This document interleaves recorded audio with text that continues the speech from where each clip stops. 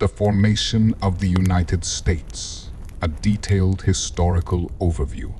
The story of the United States begins with European exploration and colonization in North America. Over the course of the 17th and 18th centuries, various European powers established colonies along the eastern coast of North America. Among these, Great Britain established 13 colonies that would eventually become the core of the United States. The first successful English colony was Jamestown, Virginia, founded in 1607. Over the next century, additional colonies were established, including Massachusetts Bay, Maryland, Rhode Island, Connecticut, Delaware, North Carolina, South Carolina, New York, New Jersey, Pennsylvania, Georgia, and New Hampshire.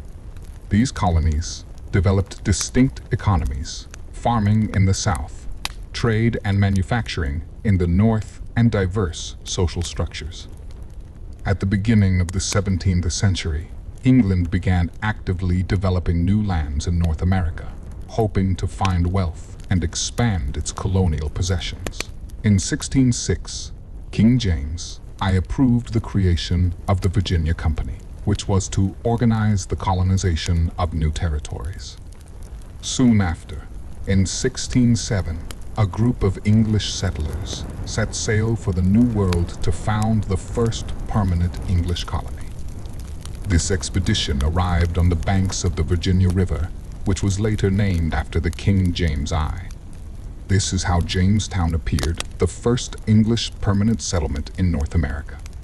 The settlers faced many difficulties immediately after landing: harsh weather, food shortages, diseases, and conflicts with local Indians.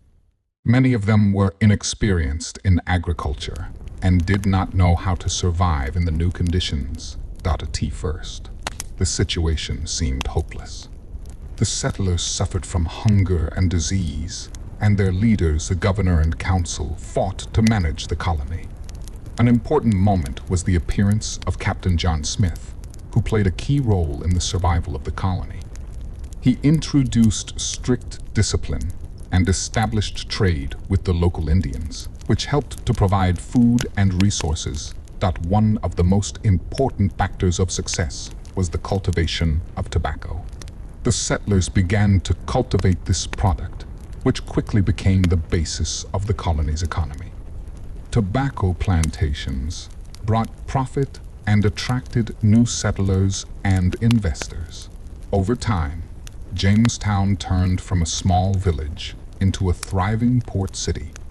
However, life in the colony remained difficult. The constant fight against diseases, lack of resources, and conflicts with the Indians continued for a long time. But thanks to the persistence of the settlers and the development of agriculture, Jamestown became a symbol of the beginning of the English presence on the American continent. Pocahontas was the daughter of a Patchogue chieftain who played an important role in establishing peace between the English colonists and the native peoples in the early 17th century. Her real name was Amanda, and the name Pocahontas means playful or beautiful. She became known for her wisdom, diplomatic skills, and desire for peace. When the English settlers from Jamestown first arrived in Virginia, there were conflicts between them and the native tribes due to territorial disputes, mistrust, and misunderstandings. In 1613, Pocahontas was captured by the English during one of the conflicts. Over time, she was held captive by the colonists, but instead of seeking revenge or remaining an enemy, she showed kindness and understanding. During her stay with the English, Pocahontas learned their language and culture. She became a mediator between the two sides, trying to establish a dialogue and reduce tensions. Her communication skills and sincere desire for peace helped her become a symbol of reconciliation. Her marriage to English settler John Rolfe was especially important. This union symbolized the unification of two cultures and helped build trust. Pocahontas used her position to convince her people of the need for peace with the English. and to help the colonists understand the values and customs of the native peoples. Pocahontas's efforts and diplomacy helped reduce conflict and establish more peaceful relations between the tribes and the colonists. She showed that dialogue and mutual respect can lead to peace even in the most difficult situations. Sadly, Pocahontas fell ill after returning to England and died in 1617. But her contribution to peace remains an important part of the history of relations between Europeans and the indigenous peoples of North America. History of the founding and development of Plymouth Colony, 1620.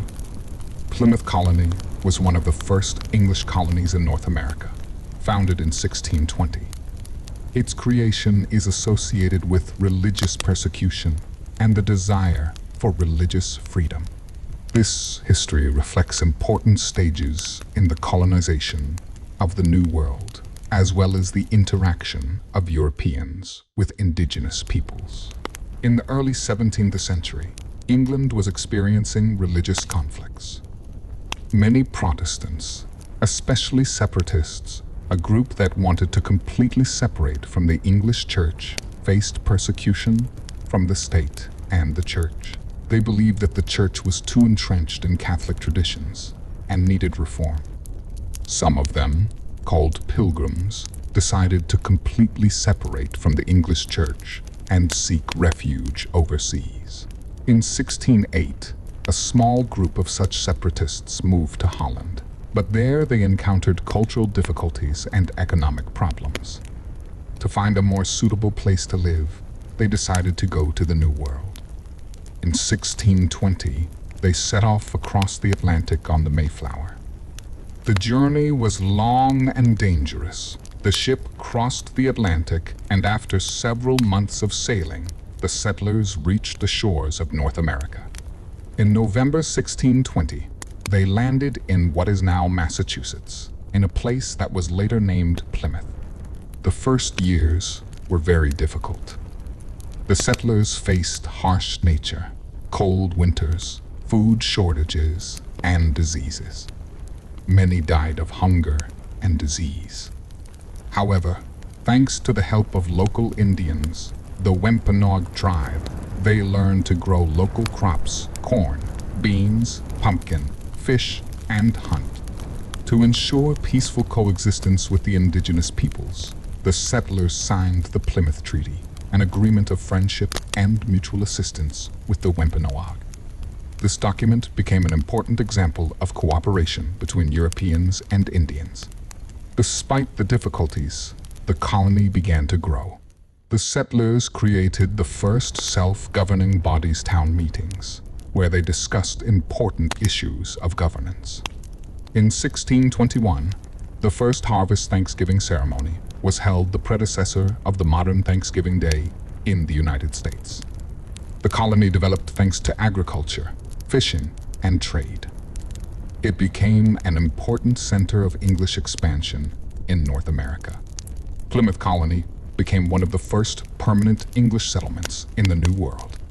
Its history symbolizes the desire for religious freedom, independence, and survival in new conditions. Thanksgiving Day is still celebrated as a national holiday in the United States, a memory of the first settlers and their cooperation with the Indians. Massachusetts Bay Colony was one of the key English colonies in North America, founded in 1630. It became a center of religious and political change and an important stage in the English colonization of the New World. The colony played a significant role in shaping American identity and democratic traditions. In the early 17th century, England faced religious persecution. Many Protestants, especially the Puritans, a group that sought to more strictly purge the English Church of Catholic elements, sought refuge overseas. They believed that the Church in England was too entrenched in Catholic traditions and needed reform. The Puritans were dissatisfied with the religious situation in England and feared persecution. So they decided to establish their own communities where they could practice their faith freely. In 1629, a group of Puritan entrepreneurs known as the Massachusetts Union received a royal charter to establish a colony. In 1630, under the leadership of John Winthrop and other leaders, they set out on ships and founded a settlement in the area of modern-day Boston. This colony became known as the Massachusetts Bay Colony. Unlike Plymouth Colony, which was founded by isolated, hermit-like settlers, the Massachusetts colony developed as a large urban community with an organized governing structure. The colony was founded on the principles of Puritan religious unity. Power was concentrated in the hands of spiritual leaders and landowners. In 1631, the Council of State Affairs was created, a self-governing body that managed the affairs of the colony. Religion played an important role. The Puritans sought to create an ideal society based on strict moral standards and religious values. Freedom of religion was limited. Those who did not meet Puritan standards could be expelled or persecuted.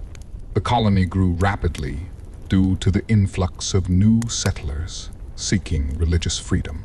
In 1636, Harvard College was founded, becoming one of the first universities in North America. The economy was based on agriculture, fishing, trade, and shipping. The colony developed as a center of trade and culture. The Bay Colony became an important center for the development of ideas about self-government and democracy. In 1636, the General Assembly was created, which became the first representative body of power in the American colonies. These ideas formed the basis of future American democracy, citizen participation in government through elected representatives. Despite the successes, conflicts arose between the settlers and the indigenous peoples due to the seizure of land. There were also disagreements within Puritan society over issues of religion and authority. For example, the famous trial of Anne Hutchinson, who spoke out against church rules. The Massachusetts Bay Colony became one of the most important centers of English colonization of North America. Its ideas on self-government had a great influence on the development of American democracy. The colony also played a key role in shaping the cultural values of the future United States, the values of freedom of conscience, education, and citizen participation in government. Lord Baltham, an English nobleman and Catholic, received a royal charter from King Charles I in 1632 to establish a new colony in what is now Maryland. The colony became Lord Baltham's private property, making it unique among English colonies. In 1634, the first English settlers arrived in what would become Maryland. They founded a settlement on the Patapsco River, which later became Baltimore, the state's largest city. Lord Baltham sought to create a place where Catholics could freely practice their religion without fear of persecution. However, the area was also home to the Powhatan Indians and other indigenous peoples. One of the main goals of Maryland's founding was to ensure religious freedom for Catholics. In 1649, the Toleration Act was passed, which guaranteed the right to practice religion for both Catholics and Protestants. This act was one of the first laws on religious freedom in the American colonies. However, the relationship between Catholic and Protestant settlers was complicated. Throughout the 17th century, there were conflicts between these groups over political influence and land rights. In 1655, Protestants seized power in the colony, which led to temporary restrictions on the rights of Catholics. Despite this, after the restoration of Catholic power in the 1660s, the situation stabilized thanks to a policy of compromise. The economy of the Maryland colony was based primarily on agriculture. The settlers grew tobacco, a crop that became the basis for the economic prosperity of the region. Tobacco plantations required a large number of workers, which attracted slaves and hired laborers. In addition to tobacco, fishing, shipping, and trade with Europe and other colonies developed. Port cities became centers of trade and exchange of goods. Maryland also became an important center of shipbuilding and ship production due to its location on the Atlantic coast. The first contacts with local Indians were relatively peaceful.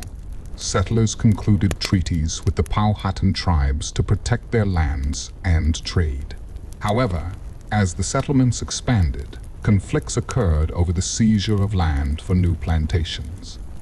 In 1644, a major war between the English and the Indians took place, the so-called Powhatan Rebellion, which ended in victory for the English with the support of some Indian allies.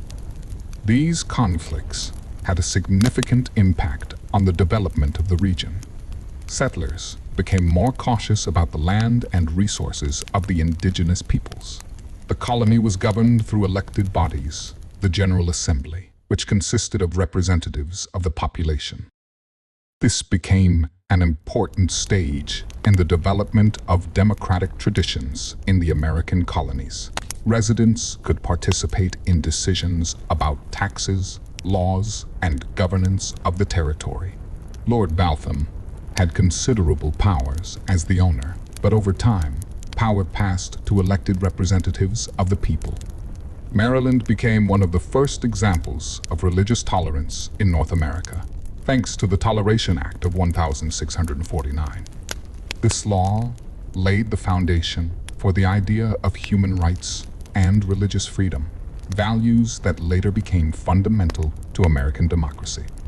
Maryland also became an example of how private property, in this case, Lord Baltham's property, could be combined with the development of democratic institutions through elected government.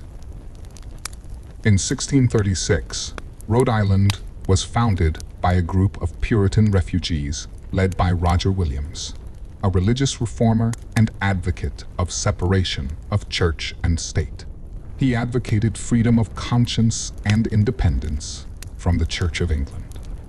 Roger Williams was exiled from Massachusetts for his views and ideas on religious freedom.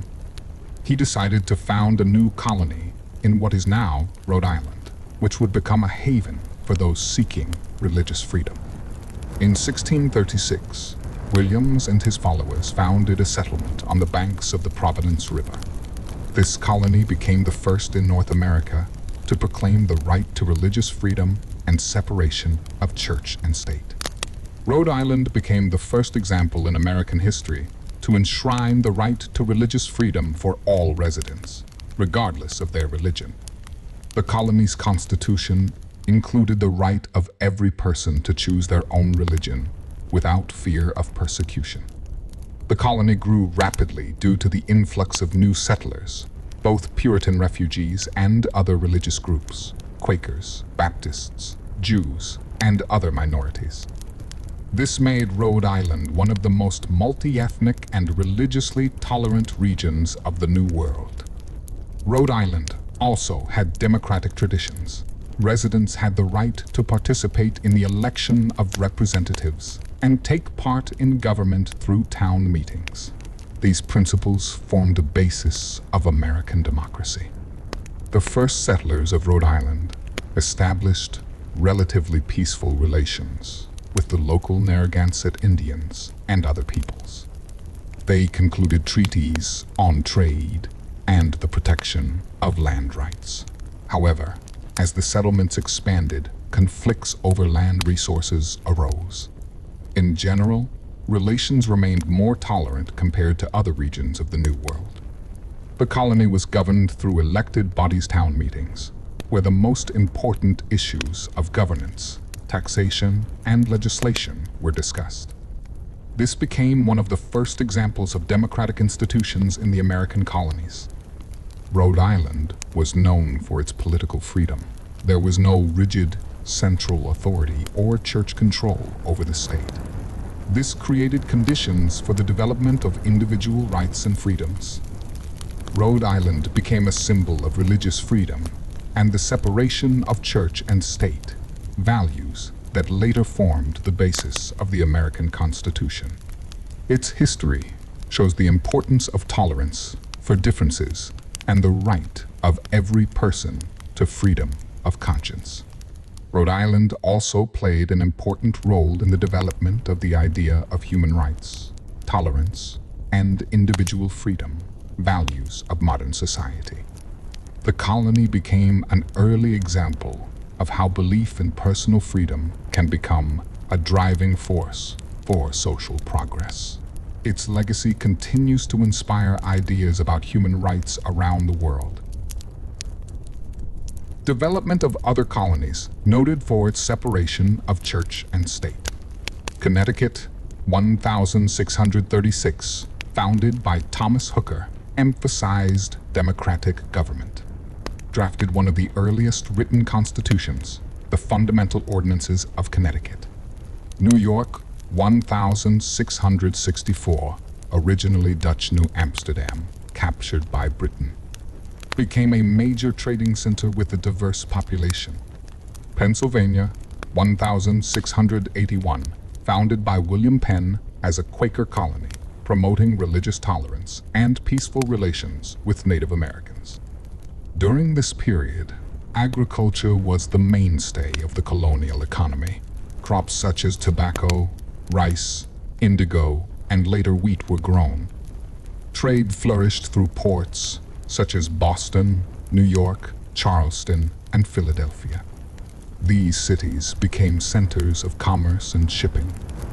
Slavery began to develop in the southern colonies to meet the demand for labor for plantation agriculture.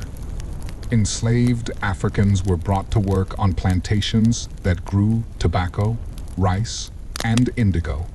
Initially, some colonies cooperated with the native tribes through trade and alliances. However, conflicts soon arose over land disputes, cultural differences, and competition for resources. The Pequot War, fought between 1636 and 1638, was one of the first armed conflicts between English colonists and native Indians in the New World. The conflict arose amid growing tensions between the settlers, who were expanding their territories and farming, and the native tribes whose lands and resources were being encroached upon. At the center of the conflict were the Pequot, a tribe in the region that sought to protect their lands and way of life from increasing pressure from the colonists. In response to the aggression and seizure of the Pequot's lands, the settlers began military actions against them, which led to a series of clashes. The war was brutal and bloody, with significant casualties on both sides. As a result of the conflict, the Pequots were forced to retreat and lost some of their lands, while the colonists consolidated their power in the region. The conflict marked an important stage in the history of relations between European settlers and the indigenous peoples of North America, highlighting the difficulties and tragedies associated with European colonial expansion and the struggle for control of land. The Pequot War had long-lasting consequences for the Americans. The Pequot tribe was practically exploited, and the phenomenon of living beings being driven from their lands became a foundation for other Indian tribes, showing them that the English colonists were willing to use material to achieve their goals. The war also became a necessary stage in the development of colonial policy in New England, laying the foundation for future prospects and the expansion of colonial power. The Continental Congress, assembled from representatives of 13 British colonies in North America, adopted the Declaration of Independence on July 4, 1776. By this time, the American Revolutionary War had been going on for more than a year. It had begun on April 9, 1775. War of Independence. In 1763, when the triumph of British colonial policy in the New World ended with the Half-Years' War and Canada passed from France to the British Empire. The colonists celebrated their victory. For many subsequent revolutionaries, it was the experience of the 7 Years' War, or, as it is called in the New World, the French and Indian War, that became their first military experience, which would come in handy in the war with British regular units. But in the wake of triumph, difficulties arose associated with the British Empire's approach to control over the colonies, the desire to unify the colonial system, and to deprive the colonies of many privileges dating back to the 17th century, during the British Revolutions, when the government did not always care about the colonies and did not always help them. The budget needed additional funds, including to cover the costs of the 7 Years' War alone. And this desire of the British Empire for centralization, for strengthening control over the colonies and ensuring the wide dissemination of the ideas of the Enlightenment, the ideas of popular sovereignty, natural law, the ideas of the so-called Whig opposition, the ideas of the mourning British, liberties. All this, in the context of a number of tough measures on the part of London, led first to a powerful crisis, and then to the fact that the first blood was shed. And when blood is shed, it is very difficult to stop the escalation of violence. Initially, the colonists advocated the idea of self-government. However, the situation quickly became radicalized due to the drastic decisions of the London Cabinet, the adoption of the Intolerable Acts on the eve of the Revolution, and before that, the Townshend Acts 1767, when, in particular, a stamp duty, i.e., new taxes were introduced by the Parliament in London, which the colonists did not vote for. This infuriated the fighters for self-government, whose slogan became the words "no taxation without representation." And so, already in 1774, the Continental Congress of Representatives of the 13 American colonies was convened in Philadelphia, which eventually began to advocate for complete independence. So, the United States did not follow the path of Canada, which became an independent state peacefully. Finally, by the way, only in 1982 under the Canada Act. How did the tension grow? Many have probably heard of the Boston Massacre, March 5, 1770, when soldiers from the British regular units stationed in Boston shortly before opened fire on the large port square. Of course, this is always a very lively place, apparently in response to some insults and attacks. A few years later, the Boston Tea Party, December 16, 1773, already known to everyone from school textbooks, took place when at night several dozen revolutionaries threw a huge load of tea, just brought by the East India Company, into the sea from 3 ships. The fact is that in May of that year, the London East India Company received the right to import tea duty free to the New World. Smuggling then became a kind of patriotic act for American, including Boston merchants. The famous cartoon by Benjamin Franklin depicts a snake chopped up by an axe, and on each piece of this snake are depicted the abbreviations of the then colonies, then states. By the way, these abbreviations have survived to this day, and a bright caption, "Join or die," that is, we must unite, or we will perish. The cartoon was published in the newspaper on May 9, 1754, when the talk was about uniting against the French attack, but in the second half of the 1760s, first half of the 1700s, it acquired a different meaning. The 13 colonies that would become part of the United States were very different in spirit. At the very least, they were slave colonies and colonies where there were practically no slaves or none at all. At that time, slavery had not yet been formally banned in the northern colonies. It would begin to be abolished just during the years of the War of Independence. The region with the metropolis is dominated by two colonies, northern Massachusetts, which was more or less connected with maritime trade and agriculture, and southern Virginia, a tobacco plantation state, also cited later. What do they have in common? The population was generally a principal. After all, they were mainly immigrants from England and Pennsylvania, the third population, although immigrants from Germany and German lands. And it is no coincidence that on July 6, 1776, a translation of the Declaration of Independence in German was announced. It is very interesting how such different people find in themselves the wisdom and strength to realize that in the confrontation with the metropolis, the colonies need to unite. History of the creation of the Declaration of Independence. On June 7, Virginian Richard Henry Lee addressed the Continental Congress with a resolution on the independence of the colonies. On June 11, a committee of 5 deputies was appointed to prepare the document known today as the Declaration of Independence of the United States.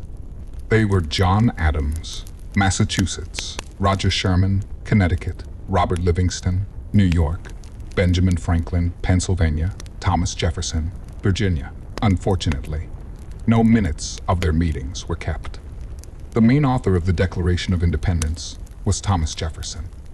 But it is extremely interesting to follow the editorial changes of other members of the committee, the final changes associated with the adoption of the Declaration of Independence. For example, it is well known that out of 28 accusations against the British King George II, the accusation that he encouraged the slave trade disappeared in the final version. There's nothing strange about this. Almost all of the founding fathers, except John Adams, Thomas Jefferson, George Washington, James Madison, were Virginian slave owners. Although the export of slaves from Africa was then considered an absolute evil, it was eventually banned by both the British Empire and the United States in March 1807, and slavery, as the same Jefferson taught, should have died out in the New World on its own, unable to withstand competition with free labor. The revolutionaries decided not to talk about the potentially explosive problem. The Continental Congress voted for the Declaration of Independence on July 2, but the discussion continued on July 3. Incidentally, it was then that the mention of the slave trade was removed from the text. The official date of the proclamation of the Declaration of Independence is considered to be July 4, the day of its publication, and in its final form. The Declaration of Independence of the United States can be roughly divided into 5 parts. The first paragraph proclaims the need to explain the reasons that can force one people to break the political ties that connect them with another. The second paragraph declares the principles of natural law on which legitimate power is based, and the violation of these principles by the power leads to the loss of legitimacy and justifies its overthrow. Then the accusations against George III are listed, whose abuses, injuries, and usurpations justify the separation of the American colonies. The fourth part tells of the unsatisfactory response to the Americans' appeals to the British government, expressed in most humble terms. As a consequence, in the final 5th part, these united colonies are, and of right ought to be free and independent states. Usually, declarations follow the logic of their prototype, the affirmation of natural law, later the right to self-determination in accordance with positivist international law, popular sovereignty, and, as a consequence, the right of the legitimate representatives of the people to declare independence. Then comes an explanation of the reasons for declaring independence not only to compatriots, but also to the entire world community. I note that the contradiction between the principles of self-determination and territorial integrity is not resolved in international law today. In the perception of the Declaration in the United States itself, as the modern historian David Armitage has traced, For the first half-century, the most important was precisely the first phrase. That is, the words about state sovereignty, when the course of events brings it about that one people is compelled to dissolve the political ties which bind them to another, and to assume among the powers of the world the separate and equal place to which the laws of nature and of nature's creator entitle. Them, a respectful attitude to the opinions of mankind requires that they should explain the causes which impel them to such separation. The adoption of the U.S. Constitution in 1787 is one of the most important events in the history of the country, which laid the foundation for the modern state structure and determined the basic principles of the functioning of American society. After winning the Revolutionary War and signing the Declaration of Independence in 1776, the American colonies faced the need to create a unified government capable of ensuring internal stability, protecting the rights of citizens, and regulating interstate relations. The initial experience, the Articles of Confederation, adopted in 1781, was a compact between the states, which provided for a weak central government with limited powers. However, this experience was not effective enough. The federal government could not collect taxes, regulate trade, or maintain order, which led to internal conflicts and economic instability. In this regard, there was a need to revise the system of government. In 1787, the Constitutional Convention met in Philadelphia, a meeting of delegates from all states, except Rhode Island, the purpose of which was to develop a new constitution or radically reform the existing one. During their work, the delegates encountered many disagreements. Some insisted on strong state power, others on a strong federal center. As a result, a compromise project was created, which provided for the creation of a balanced system of power with a division of powers between the federal government and the states. The Constitution included several key elements. First, it established 3 branches of government: legislative, Congress, executive, president, and judicial Supreme Court. Each branch had certain powers and could control the other branches through a system of checks and balances. For example, the president could veto laws of Congress, and Congress could override this veto with a 2/3 vote. Secondly, a system of federalism was introduced, a division of powers between the federal center and the states. The federal government received the right to regulate foreign trade, wage war, conclude international treaties, and set common standards for the entire country. The states retained control over internal affairs, such as education and local government. The process of ratifying the Constitution was complex and required the consent of a majority of the states. Delegates debated and discussed it extensively. Some feared too much centralized power or the loss of state autonomy. Eventually, an agreement was reached to add the Bill of Rights, the first 10 amendments, to the Constitution, which guaranteed citizens basic rights and freedoms. The Constitution was adopted on September 17, 1787, and ratified by 9 of the original 13 states by June 1788. It officially came into force in 1789 with the election of the first president, George Washington, and the formation of the first organs of government based on its provisions. This document became the basis for the functioning of the entire system of government in the United States. Over time, the Constitution has undergone numerous changes. Additional amendments have been adopted to expand the rights of citizens. For example, the abolition of slavery through the 13th Amendment, clarify election procedures, and expand democratic rights. Despite this, the basic principles of separation of powers, the rule of law, and federalism have remained unchanged. The adoption of the U.S. Constitution was not only an act of creating a new state, but also an example for many countries around the world in the formation of democratic institutions and the protection of human rights. This document ensured the stability of the political system for many years and became a symbol of American democracy and the rule of law. Lincoln and the American Civil War, which lasted from 1861 to 1865, are among the most important and fateful events in the history of the country. The war was the result of deep contradictions between the North and the South related to economic, social, and political issues, the main one of which was slavery. At the center of events was President Abraham Lincoln, whose determination and leadership played a key role in preserving the unity of the country and the abolition of slavery. Before the war, the United States was a unified country consisting of many states.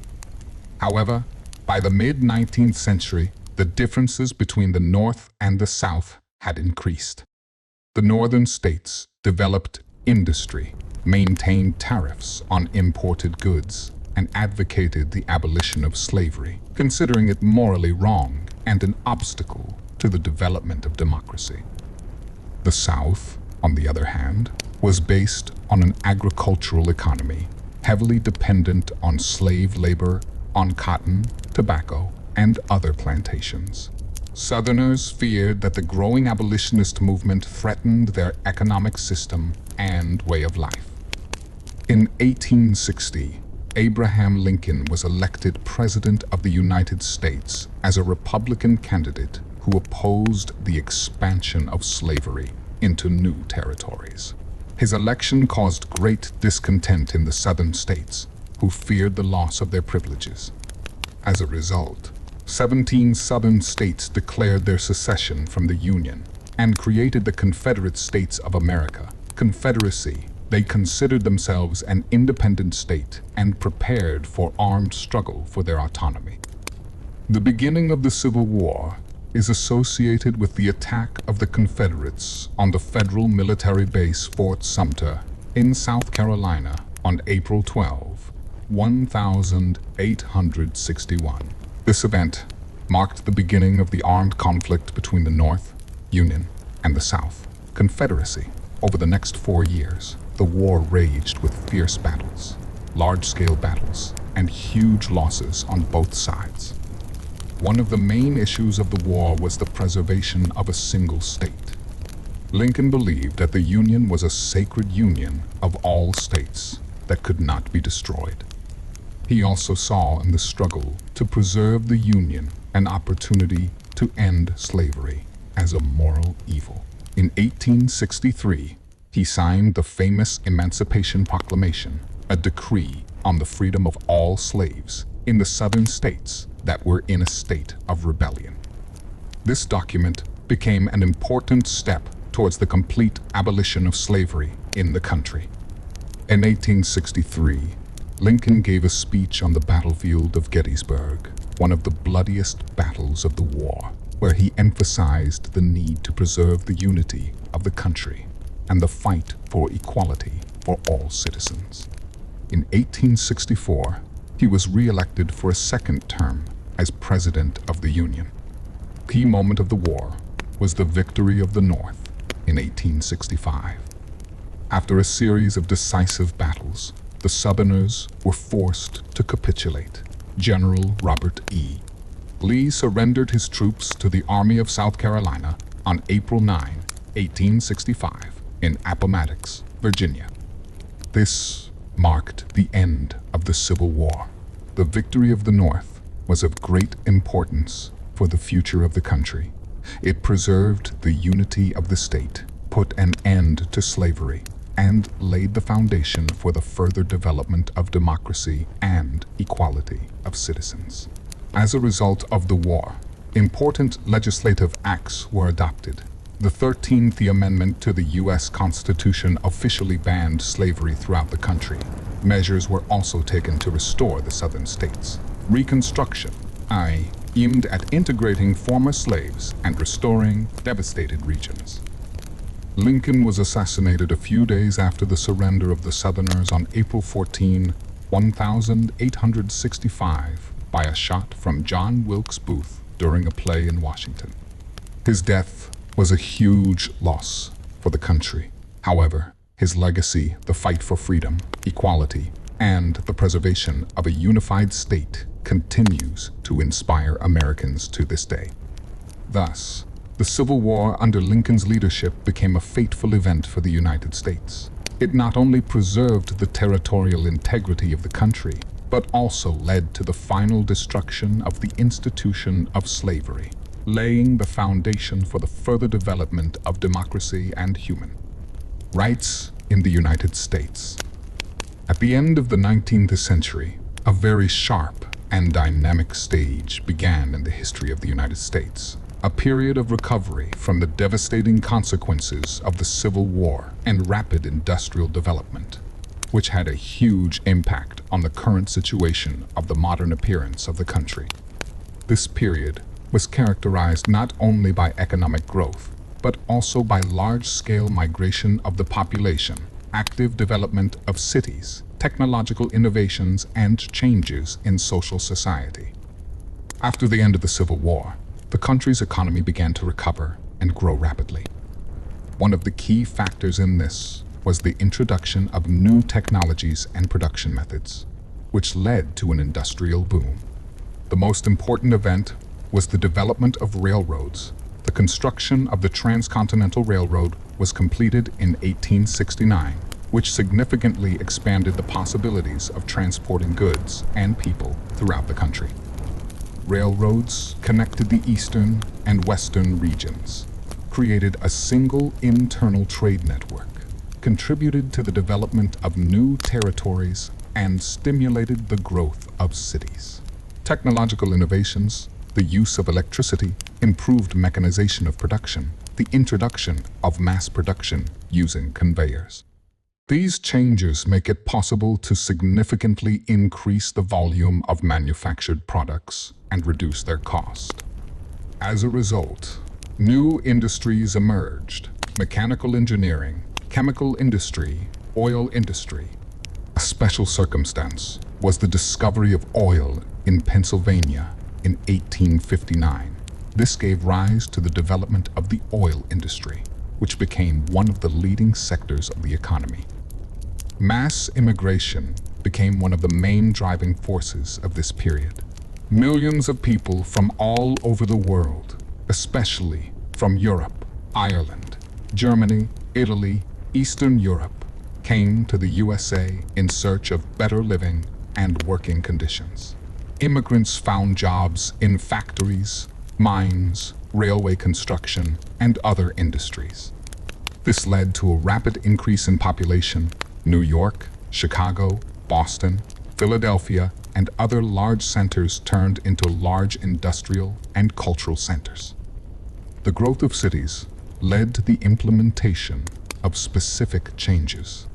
New professions appeared: engineers, technicians, managers, and urban culture developed: theaters, museums, libraries.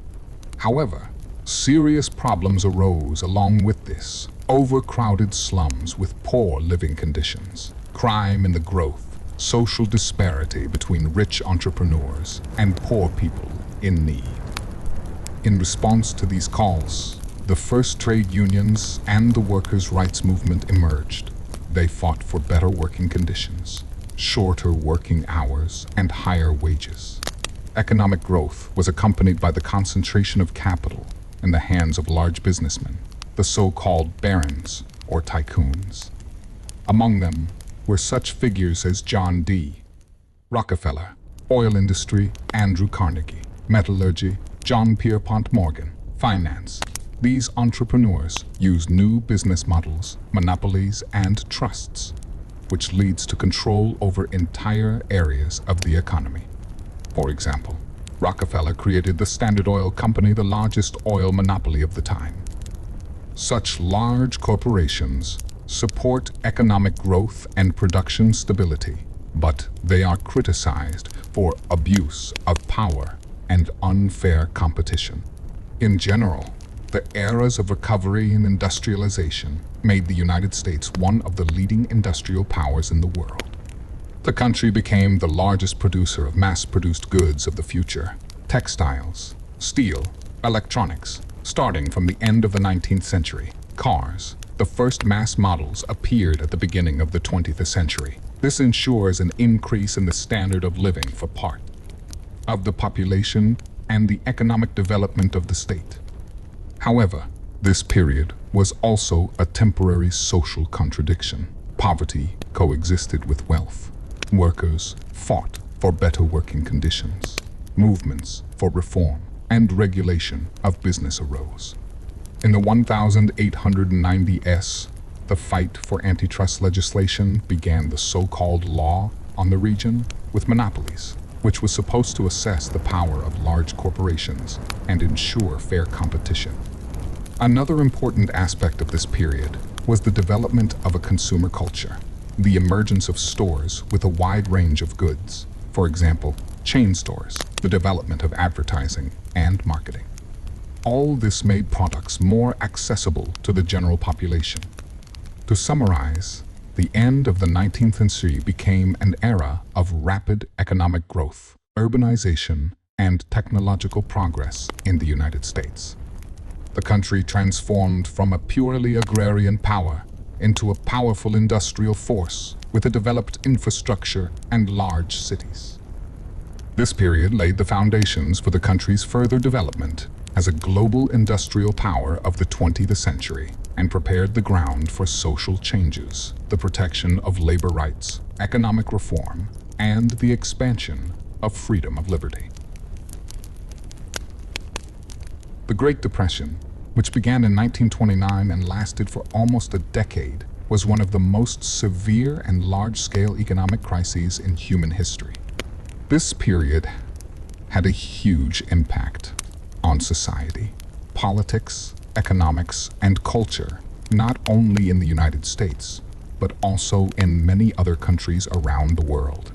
Causes of the Depression were multifaceted and were associated with internal contradictions in the American economy of the 1920s, as well as with global factors. One of the main causes of the crisis was excessive speculative behavior in the stock market.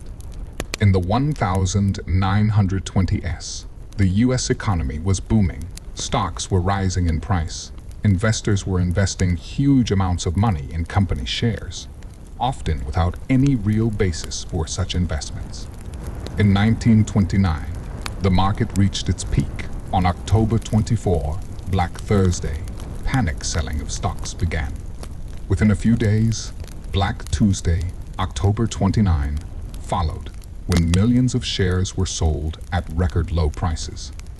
This led to the stock market crash, which became a symbol of the beginning of the crisis. The stock market crash triggered a chain reaction. Banks went bankrupt en masse, many of which had significant deposits in shares or provided loans secured by securities. As a result, millions of people lost their savings and businesses lost access to financing. The banking system was at risk of collapse, which led to mass closures of banks and an increase in unemployment. The economic downturn quickly spread to all spheres of life in the country. Production fell by a third compared to pre-war levels. Factories closed or reduced production. As a result, millions of workers lost their jobs. The unemployment rate reached 25–30% of the population during the peak years of the crisis. Industry, construction, and agriculture were particularly hard hit. In agriculture, the situation was worsened by falling prices for grain and other agricultural products. Farmers found themselves in debt. Many lost their land. The fall in income led to a decrease in consumer demand. People stopped buying durable goods, cars, household appliances, clothing. Manufacturers were forced to reduce production or close factories. This caused a chain reaction of unemployment and worsening living conditions for millions of families. The social consequences of the Great Depression were very severe. Millions of people found themselves homeless or forced to live in poor areas of cities, the so-called slums or shamtu. Many families lived in tents or temporary shelters, the so-called shangras, especially during the winter months. The growth of homelessness and poverty was accompanied by an increase in crime and social conflicts. The government began to take measures to combat the crisis only after the situation became critical. President Herbert Hoover initially believed that the market would recover on its own with minimal government intervention. However, his policy turned out to be insufficient. Massive reductions in government spending and the refusal to directly intervene worsened the situation. In 1933, Franklin Delano Roosevelt came to power and initiated large-scale programs to overcome the crisis, the so-called New Deal. These measures included job creation through government projects, roads, bridges, schools, expansion of social protection, pensions, benefits, reform of the banking system, Deposit Insurance Act, and regulation of financial markets, Securities Act. Organizations such as the Federal Emergency Management Agency, FERA, the Workers' Administration, WPA, and other agencies were created. One of the key aspects of Roosevelt's policy was the introduction of the Social Security system. For the first time in U.S. history, extensive government intervention was implemented to support the most vulnerable segments of the population. The Securities Act of 1933 was also passed, which established control over stock exchanges and protection of investors from fraud. Despite the scale of the measures, economic recovery was slow and was incomplete until the beginning of World War II. During the war, industry was reactivated thanks to military orders, which helped reduce unemployment and bring the country out of the crisis. The impact of the Great Depression was felt not only economically, it caused changes in the public consciousness and political culture of the country. People became more critical of the free market and capitalism. Ideas arose about the need for government regulation of the economy to prevent similar crises in the future. Social movements for the rights of workers and the poor also grew stronger. On the international stage, the effects of the Depression were reflected in the decline of world trade. Countries introduced protectionist measures, raising customs duties. For example, the famous Tariff Act of 1930. This worsened the global economic downturn and led to a deterioration in international relations. Overall, the Great Depression became a major lesson for the entire world about how unstable the economy can be without proper regulation and control by the state. It showed the need to balance between the free market and social protection of citizens. This period became the starting point for the formation of new approaches to economic management and social policy in many countries around the world. Thus, the Great Depression left a deep mark on the history of the United States. It changed the idea of the role of the state in the economy, stimulated the development of social programs, and strengthened the ideas of state intervention to stabilize the situation in crisis conditions. This experience became an important stage in the development of the modern social state, and a lesson for future generations about the need to balance the interests of business and society for the sake of common well-being. World War I, which began in 1939 and ended in 1945, was one of the most large-scale and momentous events in human history. This global conflict not only changed the map of the world, but also had a profound impact on the domestic politics, economy, and social structures of many countries. A particularly important aspect of this period was that for the United States of America, the war became a turning point that brought the country onto the international stage as a superpower, determined its role in the formation of a new world order, and laid the foundations for further global dominance. Before the war, the United States adhered to a policy of isolationism. trying to avoid direct involvement in European and Asian conflicts. Within the country, the prevailing opinion was the need to focus on domestic affairs and not interfere in other people's wars. However, the growing aggression of fascist regimes, Germany, Italy, and Japan, as well as their expansionist ambitions, began to cause alarm among the American leadership and society. In the 1930s, the United States took a number of measures to support its interests and prepare for a possible war. The Neutrality Act was introduced. The Lend-Lease aid programs for the Allies were expanded, and active training of the armed forces began. The key event that finally changed the course of the United States was the Japanese Air Force attack on the American naval base at Pearl Harbor on December 7, 1941. This surprise attack became the catalyst for the official entry of the United States into the war. President Franklin Delano Roosevelt declared a day that will go down in history as a day of tragedy, and on December 8, Congress declared war on Japan. Soon after, Germany and Italy declared war on the United States, December 11, which completely drew the country into the global conflict. The entry of the United States into the war marked the beginning of a large-scale mobilization of the country's resources. The economy was rebuilt to meet the needs of wartime.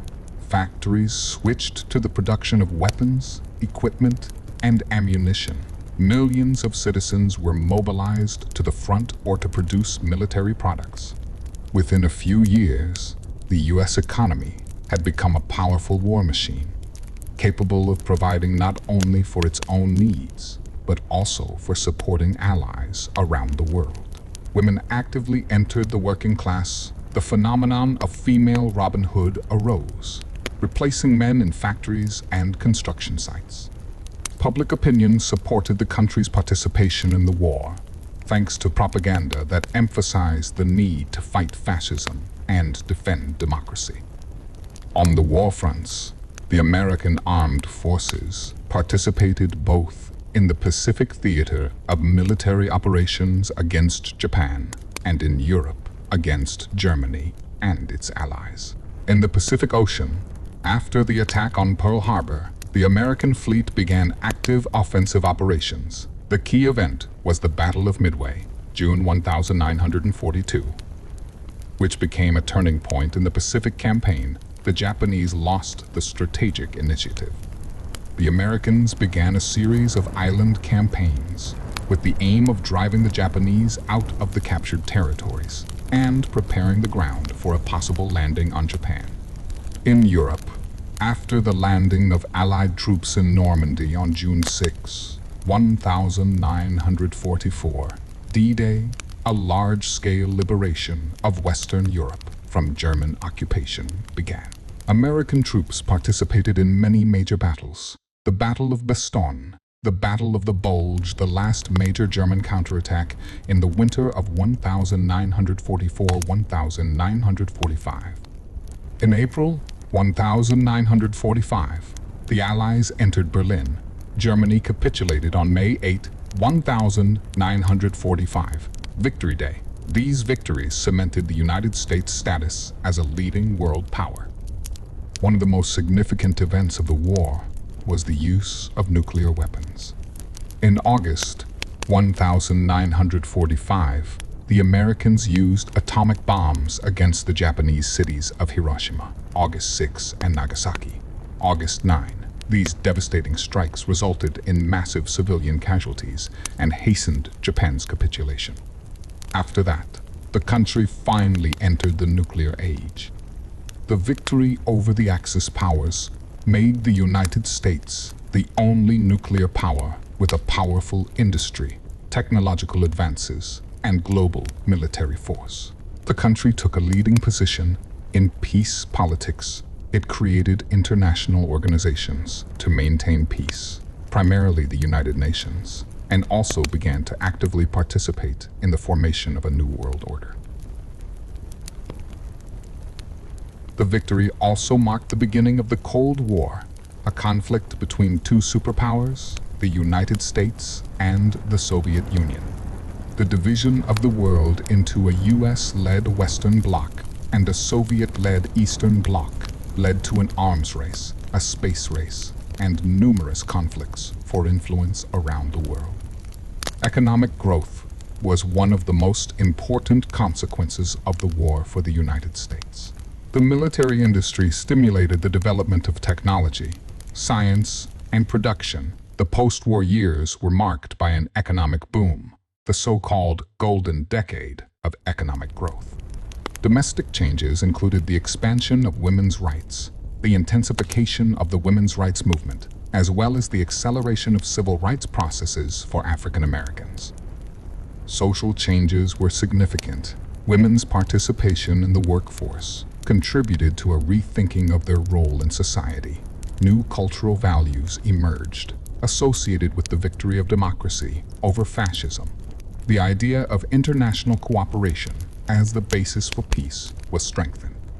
Thus, the participation of the United States in World War I became a key event in its history in the 20th century, an event that not only ensured victory over fascist regimes, but also elevated the country to the level of a global superpower with a decisive influence on the world order. The victory strengthened the country's internal positions, economic growth, technological achievements, social changes. At the same time, it posed new challenges: the need to participate in managing the world order, resist Soviet influence, and ensure the security of its interests.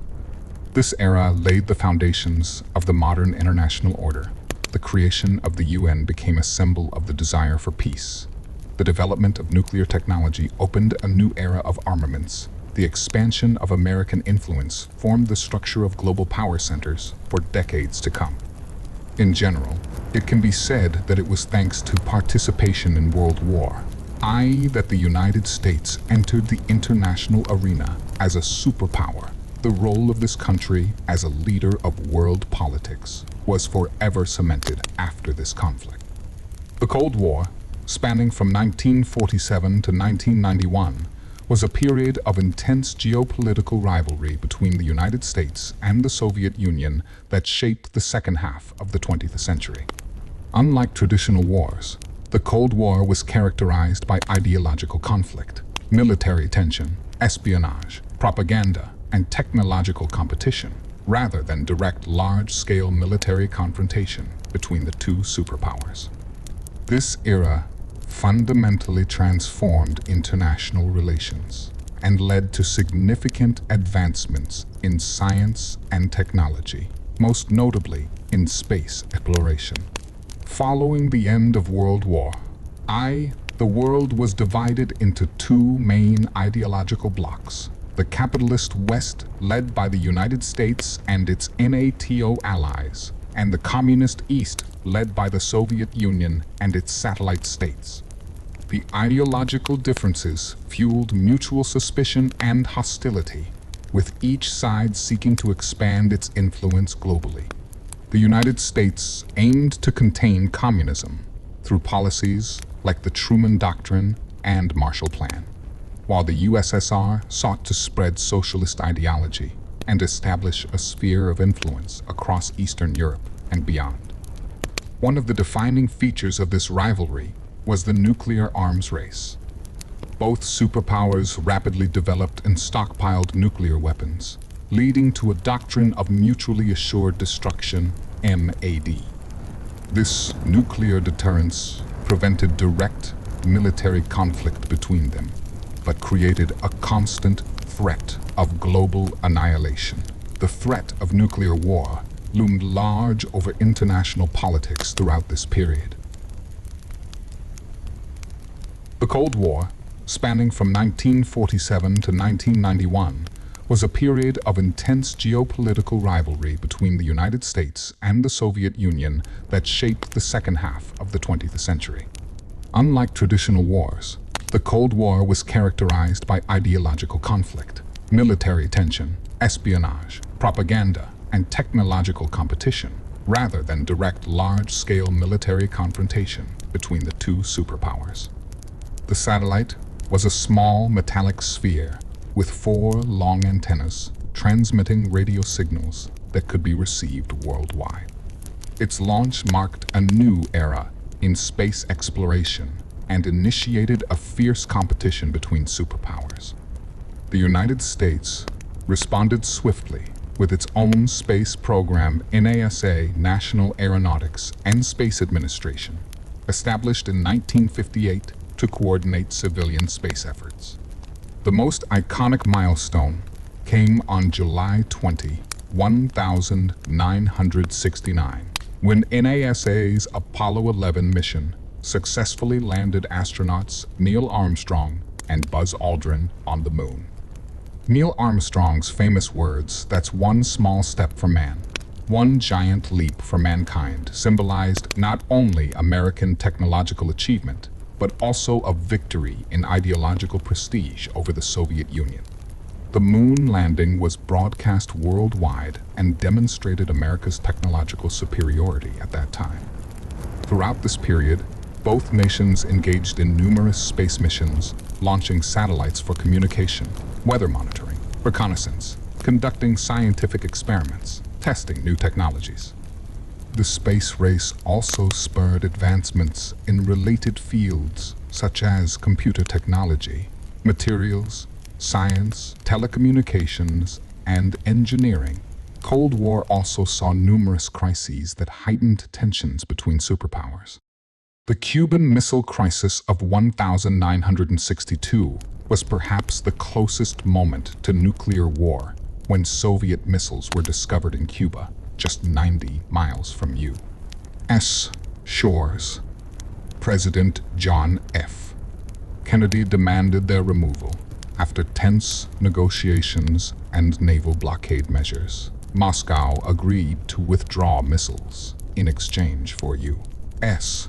promises not to invade Cuba and secret removal of U.S. missiles from Turkey. This crisis underscored how fragile peace was during this era. In addition to direct confrontations, like crises or proxy wars, such as Korea or Vietnam, both superpowers engaged heavily in espionage activities through agencies like CIA United States and KGB Soviet Union. These intelligence operations aimed at gathering information about each other's military capabilities and technological advancements. The ideological competition extended into cultural spheres, as well. Propaganda campaigns promoted respective political systems as superior. Sports competitions, like Olympic Games, became arenas for demonstrating national strength. Scientific achievements were celebrated as proof of societal superiority. By the late 1980s, internal pressures within the Soviet Union, economic stagnation, political reforms initiated by Mikhail Gorbachev, perestroika, and glasnost began to weaken its grip on Eastern Europe and its ability to compete with Western technological advancements. Meanwhile, economic growth in Western countries continued, fueled by innovation driven partly by Cold War competition.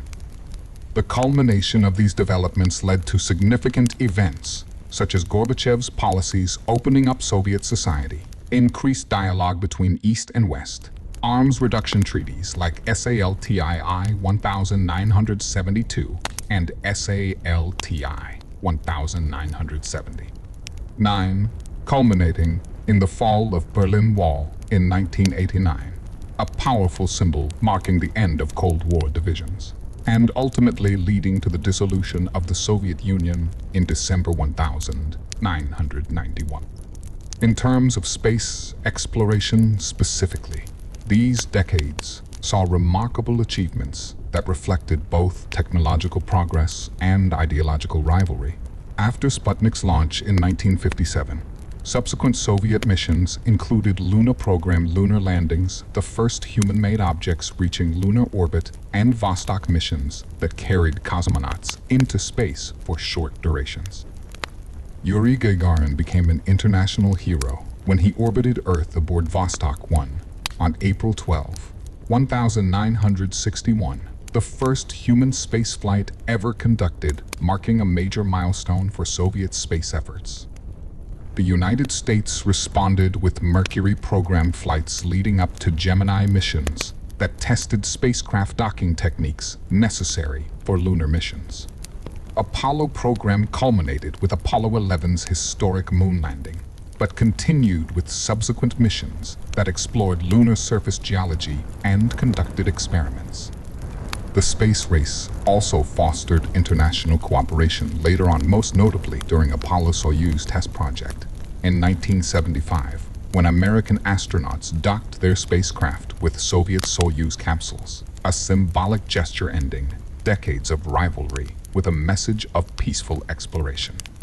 In conclusion, the Cold War era from 1947 to 1991 was marked by fierce rivalry between two superpowers vying for global influence through military strength, technological innovation, cultural dominance, and most notably in space exploration.